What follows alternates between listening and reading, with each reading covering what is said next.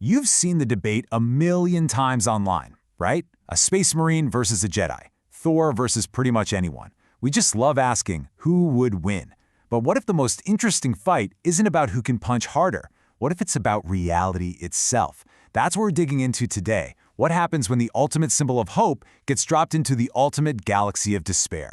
So yeah, we're gonna move right past the simple who would win in a fight question. The real question, the one that's so much more fascinating, is what happens when a hero's very nature is basically a fundamental error in a new, hostile universe. This isn't a story about a brawl. It's a story about a system crash. The whole idea here, the very heart of it, is that this conflict was never going to be physical. It was ontological. A fundamental clash between two realities that are built on rules that just can't exist in the same space. Okay, think of it like this. Superman's presence in the 41st millennium is a logic error. It's like he's a piece of software written for one operating system, dropped into a completely alien one that runs on totally different moral code. He represents the idea that things can and should get better. But the 40k universe, it's built on the exact opposite premise, that things can only get worse, and the best you can do is just slow down the inevitable decay. Right. So Warhammer 40k isn't just some grim place where bad things happen. The reality itself is a wound. Every institution, every faction, they all exist for one purpose: to delay an extinction that is absolutely coming. They're not trying to win, they're just trying to lose more slowly. And this quote, wow, it just captures the horrifying math of the Imperium perfectly. To them, trillions of individual people aren't precious lives. They're fuel, a resource to be shoveled into the furnace to keep their rotting empire going for just one more day. And into that walks a man whose entire purpose is to save every single life he possibly can. The conflict is baked in from the start. So you can probably guess what happened when the major powers of the galaxy finally ran into this anomaly. All their usual playbooks, war, corruption, brute force, they completely failed. I mean, how do you fight something you can't even begin to wrap your head around? So let's take the Orcs. Their whole reality is literally powered by their collective psychic belief in the glory of a good fight. But Superman, he doesn't play their game. He doesn't give them a good scrap. He just stops them. Efficiently, no malice, no fanfare. By refusing to engage them on their terms, he breaks their entire system. Their psychic Wa energy just fizzles out, completely confused by a type of strength that is so fundamentally un-Orc. Then you've got the tech priests of Mars, and they were, if anything, even more horrified.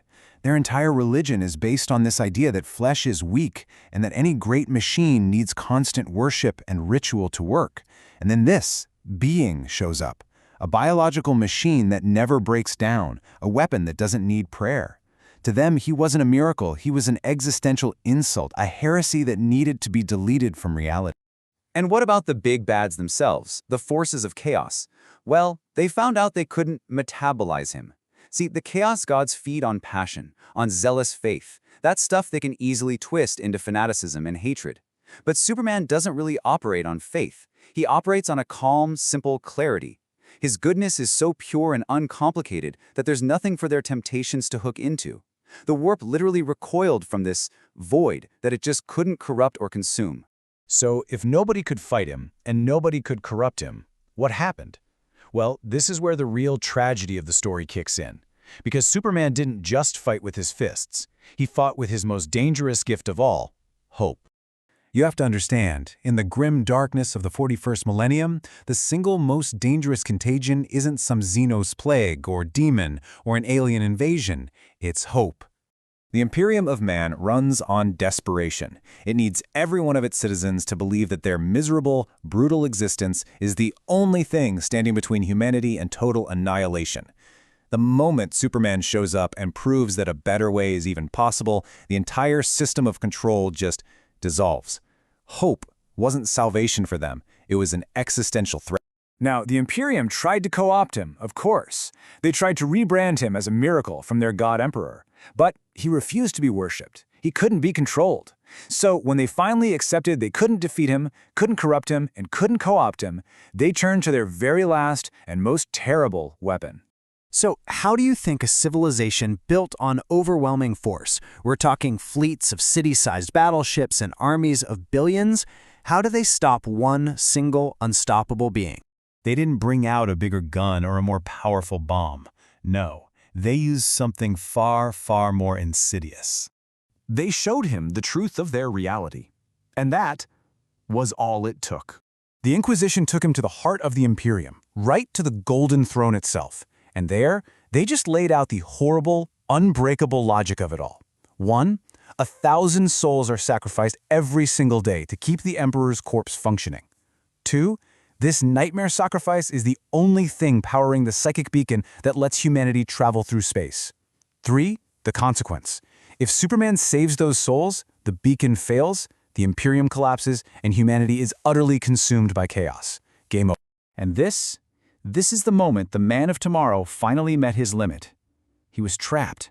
This wasn't a physical defeat, it was a moral checkmate, one that forced him into an absolutely impossible realization.